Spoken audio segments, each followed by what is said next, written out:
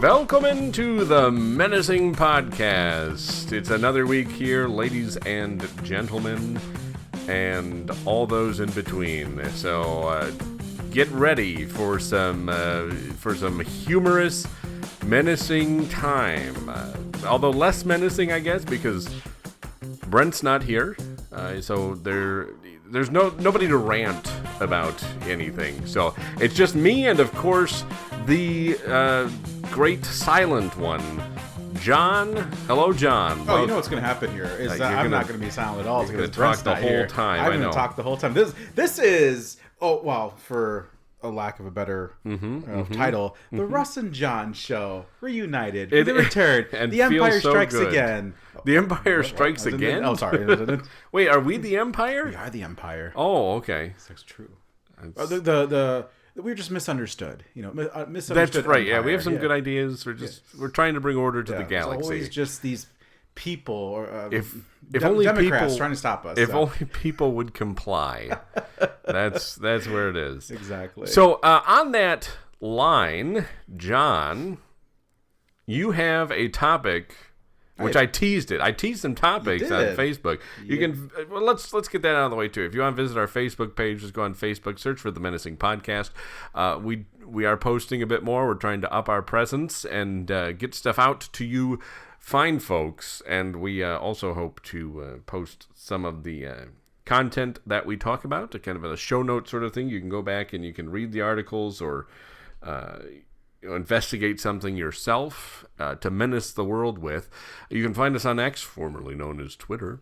Just search for @Menacing Podcast, I think is what it is. That's sounds what right it to is. me. That sounds like what it should be. Or you can email the show, menacingpodcast@gmail.com. Find us on Apple Podcast, Google Podcasts, which actually, no, I'm sorry, not Google Podcasts anymore. It's now on YouTube Music. So if you have YouTube Music, what? Yeah, they got rid of Google Podcasts, which was a great free option. You can also find us on Samsung Podcasts and all the Amazon Podcasts, Spotify, all the various podcasts. Wait, so are we YouTubers now? No. Oh, we're not up to that level yet. Maybe eventually, but we've got faces for radio, so there you go. That's right. We're sticking to our strong suit here. Exactly. So, John, as we were talking about, you've got a topic to bring us in here along the lines of your menacing take on the Empire just being misunderstood. Exactly. Well, it's actually more of a rant. So maybe I'm in the rant seat right now. There is something about that seat when you sit in Brent's chair. It's very angering, yes. I bet you feel it. I feel the tension. You feel it rising exactly. up from your bottom. It's going right up. It's just makes that's where it starts. It gets me all worked up, and it gets me like, I need to rant about something. So I do have something to rant about. Okay. I'm excited. Is this about the one you sent me, or? Well, about one of them I sent you. Okay. So I just saw there's an official trailer for Beetlejuice 2. Oh yeah, you did. And we all remember the original. If you haven't, well, actually, I would say I don't. I never saw the original. I think I saw it once, but here's the thing. I think I've discussed this with you before too. My mom wouldn't let me watch that. Mine wouldn't either. So, when do you think Hollywood is ever going to have an original idea? Because think about it. Like back in the day, back when some of our favorites, like like John Wayne films, like classic films like that, there was always a good story written, and they threw in action there. Clint Eastwood had some too. But recent Hollywood, it just seems like you know what? We have nothing. Let's just make a sequel to a movie that came back in the early 90s or something like that too. I feel like it's a trend. That seems to be where we're at right now, is a lot of comic books. Yeah. A lot of as I said, comic book superheroes. You got a lot of Star Wars right now, which Star Wars was an original concept. It was. And then Disney got it, hands on it, talons dug into it. It's got its little Mickey paws on it. Yeah. And so, and you see that a lot too. Godzilla and Kong is out right now. Yeah. That's an interesting point. It's actually interesting that you bring up the original story. I watched probably a couple months ago, I think in December, I watched the John Wayne film Stagecoach. Oh yeah, his first film. Yes, and fantastic storytelling. I mean, it was just a fantastic story throughout because it was this driving narrative that built up and brought you to the ultimate conclusion of the film. Yes. And it was a great... There's another one, too, another great Western, Once Upon a Time in the West. Ooh, very nice. I think that's the one. It was one of the spaghetti Westerns by an Italian director. Yes. Yeah. And that one, who was in it? Henry Fonda was in that. Oh, okay. Henry Fonda was in that. Very nice. Another one that's just fantastic storytelling. Mm-hmm. And you're right, you don't have that right now. This is the menacing take. Yes. There's not a lot of original storytelling. No. Even Dune, right? Which is I've seen Dune Part 1 and Part 2. Me too. We went together, right? Yeah, John and I went together. Sorry, Brent. We were going to tell you, it was but a fun time. we decided not to. Enjoyed it. I hope you listen to this. But I mean, that's based on a book. Yes, I've never read the book. Have you, or have you like? No, but I actually would like to. This movie, I've seen some clips from the 1984 movie that they made of Dune, and it looks, I don't know, it looks too 1980 campy for me. Kind of just like Tron. The original Tron was very... I forgot they had an original Tron. Like, I remember I saw it one time. I'm like, oh, cool idea. And back then it was like, oh, yeah, it's amazing that they can do that. And then you see the new Tron. It's like the technology and where it's come from is pretty cool. So I didn't mind that story. It was pretty cool. And I've heard rumors that Tron 2 is supposed to come out or anything, but nothing has come of that yet, too, because obviously Disney has his hands on that as well. But, I mean, it's amazing. Well, doing that to that is pretty cool. But, like I said, like, Beetlejuice came out years. Now they're making a second one. Mean Girls has a remake or has. Oh, that's right. They remade Mean Girls. The Will Smith and the Bad Boys movies. They're having another one come out. Wait, really? Yeah, another Bad. It does seem like we don't have a lot of because I think here's the thing, right? So they're sticking to very popular things. I don't know if. And that's not to say there hasn't been at all a original story. There was what's the one? Oh, it's with Nicolas Cage. Oh, he's done a lot of movies. Well, yeah, but it's a recent one. I gotta find because I saw it. Is that the one him playing like himself? No. Oh, okay. No, that was Unbearable Weight of Massive Talent. I guess Nicolas Cage is apparently the only one doing original movies. Apparently, now. Well, I love it because all these actors say like, well, like take the Bourne series for a second too. Even like the Italian Job too. Now that's another remake, obviously too. But like all these actors, like, well, I don't want to do it again because unless it has a good script. Apparently, it doesn't matter if you have a good script or not. We're still going to keep on doing it, whether you want to or not. And I get that. It was Dream Scenario. Oh, okay. Dream Scenario. He plays a guy he's a professor. Yeah. And he starts appearing in everyone's dreams. Mm-hmm. And it goes along. I'm not going to spoil it for anybody. But it wasn't that bad of a film. There were some parts that I would say if you're... Yeah, it's not for everybody. Yeah, let's just put it that way. Exactly. If you want to know more specific, you can say, hey, this is. If I know you personally and you want to know if Dream Scenario is a movie for you, stop me and ask me, and I'll tell you if it is or not. Well, and I don't think it was a terrible film. Yeah, but it was definitely original. Yeah, and but I think people like to play it safe. Yeah, because A, that's where the big money's at, and B, you can't really. It's a hit or miss if you're going to offend somebody or something in today's climate. And maybe that's the thing. Maybe there's no original story because you're like, we can't do that and put that on film because that would offend people. Right, you can't do that on TV. It didn't offend anyone years ago. So no, different time. Different time, you know. Well, another thing, too, is that, was it like, you and I discussed even like, you know, the Hobbit series, like, they took liberties, you know, because a lot of the stuff that was in the movies wasn't in the books. That's a bit of an understatement that they took liberties. As well. I mean, but another thing is I haven't seen it yet, but like I do love stories that are based off of truth, you know, like true stories. Oh, okay, you're one of those. Well, because it actually this actually might have happened. I'm one of those. Yeah, like Oppenheimer. I haven't seen it yet, but it's based on a true story. Or what's that one with the new one with Mark Wahlberg with the dog, King Arthur? King Arthur. Again, a story I've never heard. Again, I think that those are Arthur the King or something like that. I forget that. A good story. I think that might end up being a good, you know, feel-good story, you know, in a sense too. But like, and also television these days, it's like some of it's good, and they're like, oh, and it lasts for one season. Oh, it's great, and then it gets canceled, or it didn't get renewed, or This might come as a surprise to you, but I hate feel-good stories. It's okay. I like the shoot-'em-up action flicks where most everyone dies, except the hero. I do like that the hero survives and wins the day. Well, be careful with that, because then you'll end up with a Fast and Furious series that doesn't know how to end. Yeah, that one. That's kind of the dark side of the shoot-'em-up action flick. Oh man! So like, again, I don't mind that Beetlejuice is coming. When I saw that, I'm like, oh yeah, you couldn't come up with anything else, and I'm sure Michael Keaton will come back. After this long, though, I think that's the thing that gets me. When was that? Was that in the 90s or the 80s even? Something like that too. I don't really know. It was quite a while ago. Well, another thing too, like I said, the original was probably a cult classic, and everyone loved it. Now it's like you're trying to bring it back to life. It's like sometimes it's okay to leave things the way they are. Let them lie. Yeah. Let them lie. 1988, by the way, for the original Beetlejuice. That's the year I was born. Oh my word! 35 years old. Oh my goodness. Yeah, that's boy. Brent was in his teens? I think he was. At least 15 at that point. Yeah, that's oof. Yeah, he's getting close to 50. Yeah. Hope he's listening. So that's an interesting point. Yeah, the creativity kind of. I think it's. Do you think it's because people just don't like taking a risk? Probably it's a not. risk to do an original. Well, it kind of film is because it's really the big block. But Oppenheimer, Barbie, yeah, that was a huge thing too. and of course the Dune film, Dune stuff too. That was a long movie.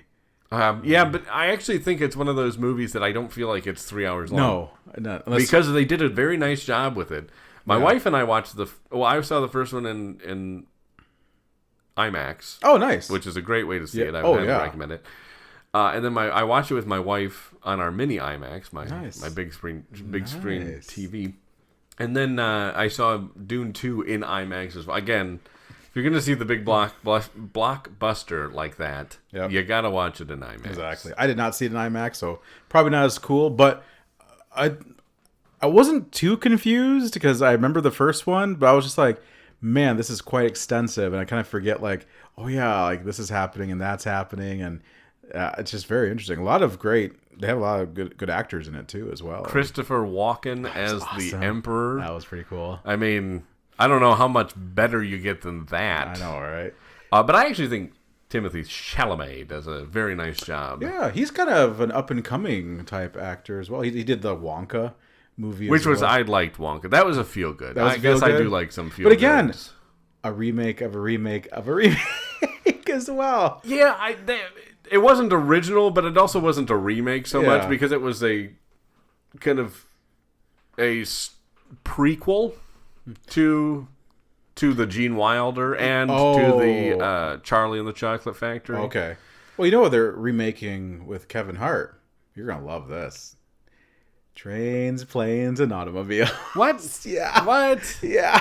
I read that how too. Can you? I know. How can you remake The Perfection? I know. That was Steve Martin and John Candy. I know. That doesn't make any sense to me. That's what I'm talking about, where it's like all these, like, my mom used to say, oh, I guess they're just in desperate need of a paycheck. That's why they're doing these films, because it's like, why touch that? Why even touch that? Because it's a really, really... And they said, oh, it's their take on it. I'm like, you don't need to make your take on it. We had a good take. The best take. I mean, don't get me wrong. I didn't mind the films, but even the remake of the Pink Panther with Steve Martin, I'm like, you can't beat the classics with Peter Sellers. I'm sorry, you just can't. I do agree with that. Yeah, Steve Martin's great, but Peter Sellers was the Pink Panther. He was the Pink Panther. Well, he wasn't the Pink. Anyways, well, he was Jacques Cousteau. Yes, and that's the thing too. They could not probably remake that film nowadays, anyways. Well, that's the thing. That's the thing. They're remaking all these films from the 80s and before.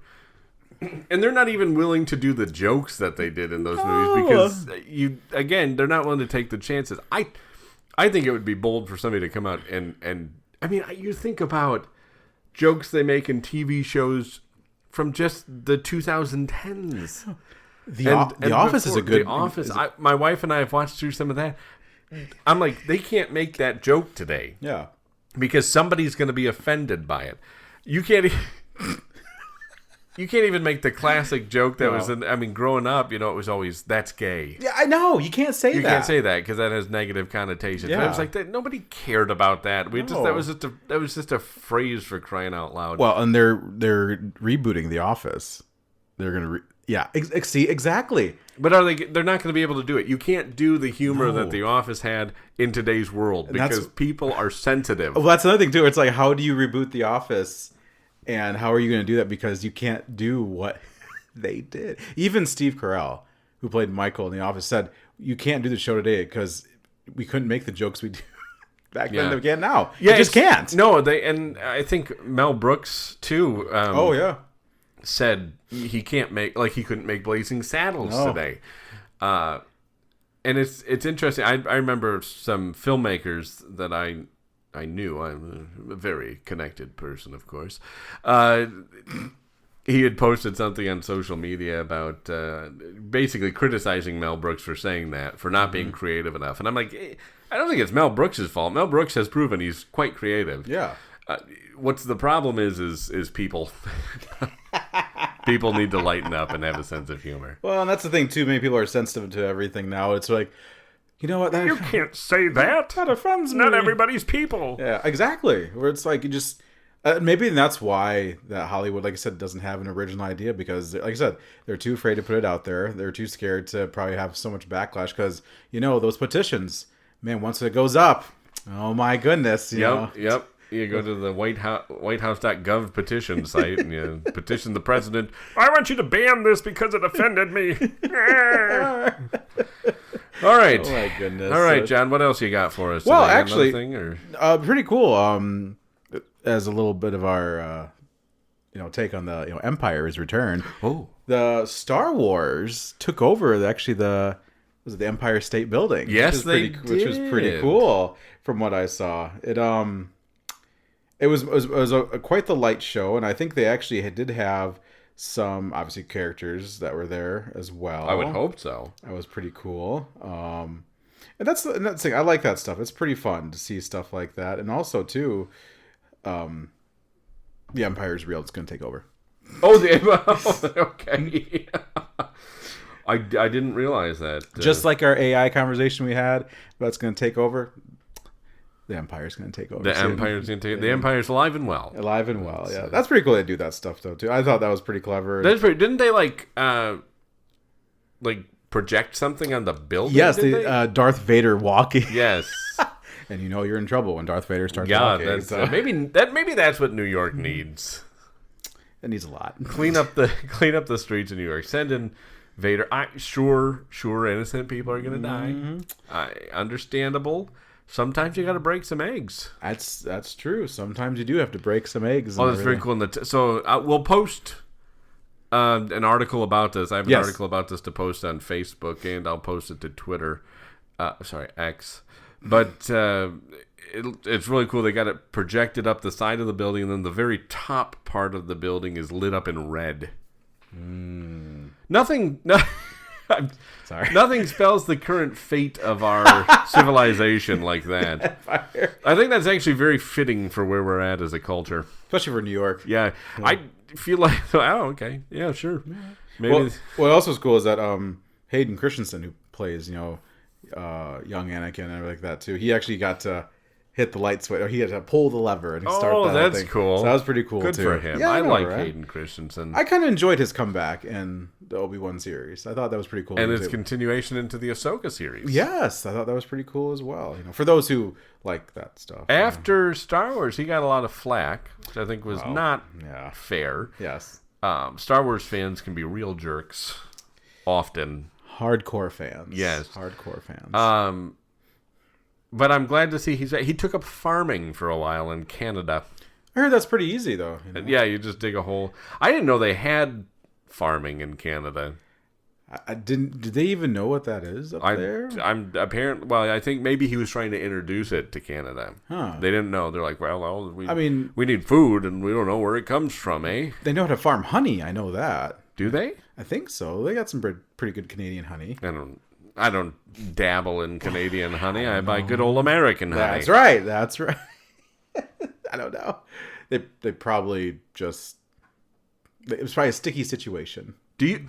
Okay. Oh, where's my key? Well, yeah, you get your own rim shot. My own rim shot. I wonder if murder hornets, do you think they make honey? What would a murder hornet? Probably it's very spicy. poisonous. It's like Fireball. Yeah, very poisonous honey. This is just pure whiskey. That's why they're angry all the time. Oh my goodness. Yeah, I don't understand the flack he gets at times. I mean, he embraced the role. I mean, I think he did a fine job. Well, just like Mark Hamill. Mark Hamill embraces the role of, being Luke Skywalker. He owns it. And no one gives him crap. No, he's kind of a legend now. And I think we've seen that kind of redeeming value for Hayden as Anakin. Mm-hmm. Not so much probably for Jake Lloyd, who played the very young. Did you know? This is a little tidbit here. He has schizophrenia. Really? Yeah, he had a massive just meltdown, and he's been in and out of mental institutions. Seems to be doing better now. I was reading an article, but it popped up on my news feed. Oh my goodness. Pretty bizarre stuff. Wow. He got a lot of flack too. The guy who played Jar Jar Binks. Oh yeah. What was his name? What was his name? Shoot. He had a little redemption too, obviously. Yes, he did. He appeared as a different character, if you will. If you are an avid Star Wars follower. Ahmed Best. Ah, yes. That's who he is. So, wasn't that intentional? Because yes, Jar Jar Binks is probably one of the most, or if the most hated character in the Star Wars franchise. Yes. Poor guy. Could you imagine? No, and I think again that's one of those things that's there's a person behind that character. Exactly. And the way that we treat people is important. But could you imagine? He goes in for his audition for a role, and they look at him and we got the perfect role for you. What? He goes, we have a character named Jar Jar Binks. Here's what he looks like. Could you imagine his face going well, this is what it takes to get in Hollywood. All right, I'll do what I need to do, and then instantly regret it. Oh, man. Yeah.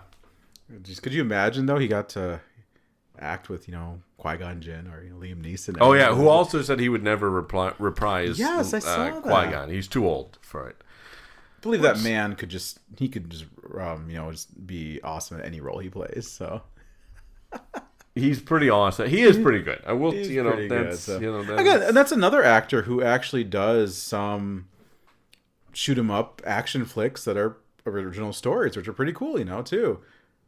The last one he did was where he was driving around the whole time. Yes. Did you ever see that one? No, I did, but I heard it was actually pretty good. I forget what it was called. It was not bad. It was not as bad as I was expecting it to be. He likes to do action flicks on trains. I realize that. He does a lot of train action scenes, so he likes to just move around. So. He should be good he should remake the Murder on the Orient Express, because that's about a train. Again, they remade that movie too. They did that. They've done Agatha Christie to death. Oh my goodness. The British do it better though. They do. The BBC, they've made a few of those, haven't they? Yeah. They have. Because they did Murder on the Orient Express. They did the River one. Yeah, Death on the Nile. And then there was one more. It kind of looked like a horror. Yeah, it was supernatural type film, in a hotel or something like that. Yeah, it didn't look very intriguing. Actually, no, it looked the least compelling. Yeah, it was less mystery and more not spiritual horror type stuff. It's oh, great, we're gonna go down this road. Way to go.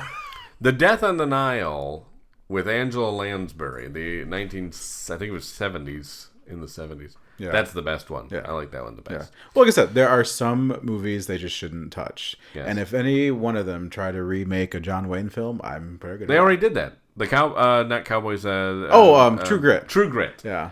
John Wayne did it better. Yes. Well, of course. No, hands down. Of course. So, John, I do have a topic before we wrap up here. I think I know what it is. Oh, really? I hope it's the one. I hope it is. So, of all the things, John, that you would expect would be found inside the stomach of a person. Oh, okay. This wasn't. Oh, it's not the one. It's not the one. What were you expecting? Oh, something to do with Bibles and someone. Oh goodness, no. We'll save that that'll be Friday's episode. Okay. So, what would you expect to find inside of a person's abdomen? Well, probably some fat, because Yeah, we got a lot of people have that. acidic acid. You definitely are filling in good for Brent. I know, I really am. America's getting so fat. I guess I know. Maybe some, stuff to help us live. How about an eel?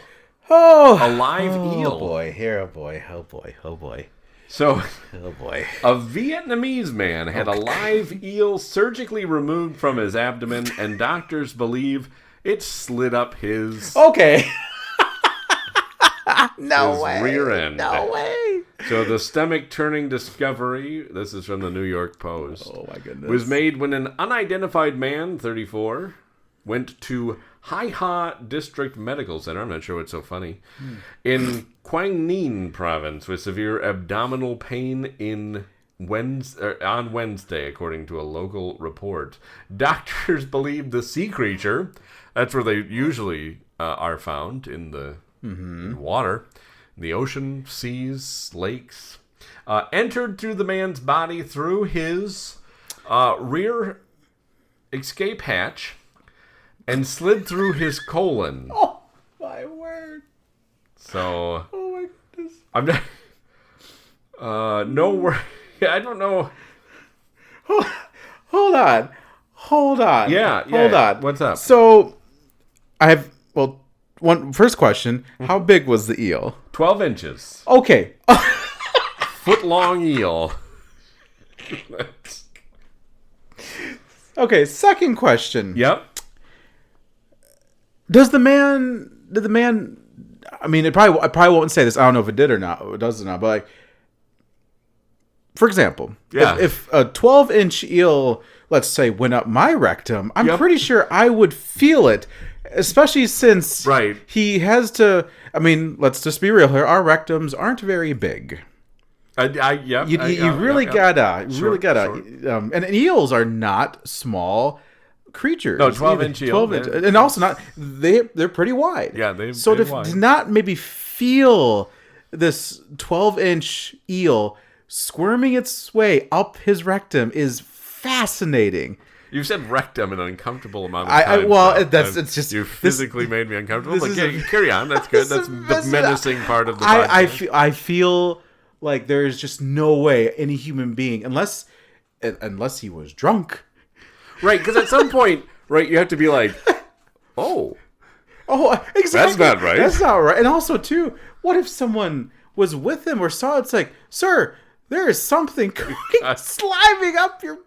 First off, why don't you have pants on? Exactly. Second, there's something there. You have a tail. You see the tail. Just...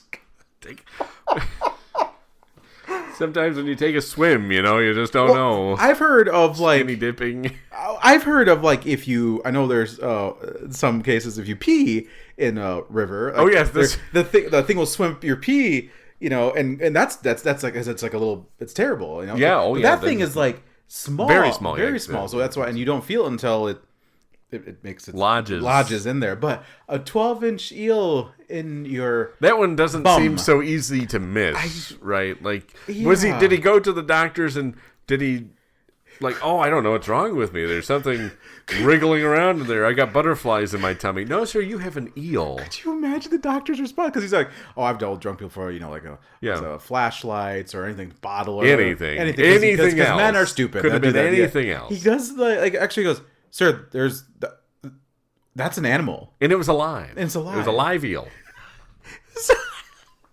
Oh, that's where that went. I was looking for that. Thank you. Oh, pet. That's where my pet went. He's been missing from the aquarium. And that's where it's always the last place you would look for him. I've seen people ask this question online because people are just very like, what do you think you could fit up your bum hole? And guess what? A 12-inch eel is not the first thing that came to my mind. I'll tell you that right now. That poor man. So he got it removed. Yeah. How did they remove it? Surgically, they cut in. They cut into his abdomen, and you can see the picture right there. They cut into his abdomen, and they pulled the eel out. Oh my. Okay, so that eel is not as big as I thought it would be, but it's now. That's still bigger. Than, I know. Like that's still so like it was you probably notice. it was probably still growing, but man, good thing it wasn't any bigger because I mean, damage it could have done inside. Yeah, the man. well, absolutely. It caused intestinal perforation and peritonitis, a condition that causes inflammation in the stomach or abdomen. So that I couldn't. I mean, maybe as a means of torture, but man, that right. sucks. Who did you make angry? But again, they don't. I feel like we maybe should find out like what. Why was it there? Yeah. What was it doing up there? Yeah, exactly. And Why- also, again, that's not where eels traditionally belong. I mean, and also too, if he did feel it, he just like you know what? I think it's. I'll be okay. Whatever's up there now, I'm fine. Right? I think what shocks me, though, is the head of surgery, Pham Man Hung, told the local outlet that this is a rare case. I feel like a rare case. I feel like maybe this has never happened before. It shouldn't be it should be a no case. This is the first time this has ever. Yeah, I've never once seen this before. I feel like that's what a head of surgery should say. Like, so I've been in surgery 30-some years, never seen it. No. But he's like, it's a rare case. Reporter's like, so tell us more about the other eel bum incidents. What's going on in Vietnam? I They're know. like, everybody's got an eel in their abdomen. Went in. There's very few ways to get in there. Oh, you know, and like I said again, the pain that might have caused going. What if that man comes back and says, like, It's back? He goes, sir. He goes, well, I think there's something else. He goes, sir. This is the second time I'm going to have to examine you. I'm going to give you some sound advice. Stop letting things swim up your bum hole. Yeah, thank you for that. Yeah, where are you swimming? Maybe Yeah. find a new spot to swim. Yeah. I think that would be the first start. Did anybody recommend that to him? Hey, buddy, you know that the Eel Lake? Yeah. Don't swim there anymore. No. Don't swim in the Eel Lake. Stay away. They're here. At least it wasn't an electric eel. Oh, he'd be dead. Maybe. I mean, maybe a 12-incher you could probably survive. Be shocking discovery. Definitely get your electrons going. Yeah. Question. He doesn't need any more electrolytes. Go ahead. Yeah. Did that article state how long the eel was in his stomach? Hold, please. Because that's another actually interesting question to need How long did he live with? How long did he live with an eel in his stomach? It was. It does not say how long. It does say I missed this part, but it says the eel was found after doctors performed an ultrasound and X-ray. So, hold on. They had to. The guy didn't come in and say, "Look, I've got an eel inside me." He made them do an X-ray and an ultrasound. Like, is he like feigning disbelief? Like, oh, what? Oh no! Can you get it out? Also, too, I feel like if the eel moved around, depending how close it got to to the stomach, outer, the skin outer layer, and like you might be able to see it. Right, like writhing inside Could you of him. imagine? It was just all of a sudden, like, huh? That's weird. My stomach just moved. It looked like. That's interesting. Well, I'll just go about my day. That might be nothing. It's my tummy grumbling right now. Apparently, I've turned into a cartoon character, and I'm hungry. Because that's in cartoons. Your stomach kind of contorts like you've got an eel inside you. You know what? He probably went online and said, "What are the benefits of having an eel inside you?" Maybe it's like an Eastern medicinal remedy. They don't say in the article, but maybe that's the case. Who are we to judge? Exactly. Who are we to judge a man? Maybe he just with an eel. Again, I understand that different cultures do different things, but man, that's got to be one for the books. That does. He's lucky. Watch, someone's gonna be like, "I bet I can beat that." 12 inches, please. Please. Also, an eel. Give me a snake. I'll see it. Oh, goodness. Again, the human body, I will say this, it's amazing what it can deal with and handle.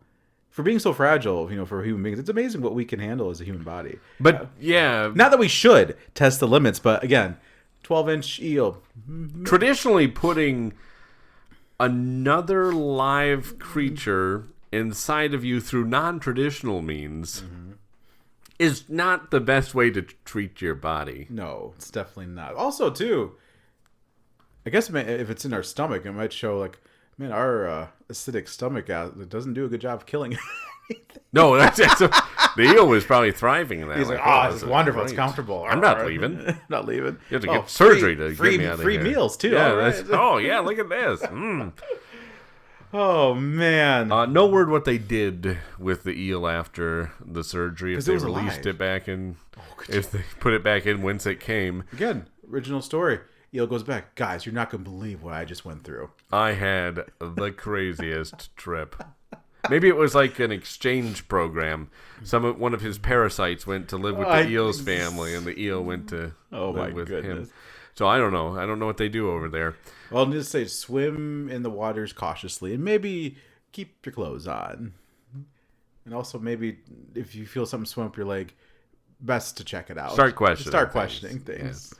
Brings a whole new meaning to rectum. Damn near killed him. I know. Like I said, I've seen stupid things. Like you've seen, what is it, that Johnny Knoxville series, the Jackass series. Yes. They do the stupidest stuff. And I'm pretty sure they've done something like that too. But it's like objects, because I think they stuck like a truck or like a toy truck. I'm sorry. I know. Well, on that note, that man probably watched that. I was like, I can do this. I can do this, and probably tried to record it. Folks, thank you for listening. We will have a second episode posted on Friday for you to listen to. It'll be another Russ and Jon extravaganza. So tune in. Thank you, and have a good night. Again, you can find us on Facebook. Just search for The Menacing Podcast. Hit us up on Twitter at Menacing Podcast, or email us, menacingpodcast@gmail.com. Email? Email. Email us at... shocking. Yeah, it'll be very shocking. So, and then you can find us anywhere podcasts are to be found. Until next time, stay menacing. Au revoir. Stay menacing.